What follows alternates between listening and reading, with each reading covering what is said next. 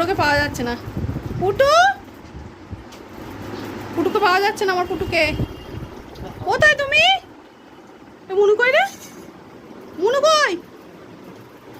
আয় মনে হয় আমি বেরু যাচ্ছি।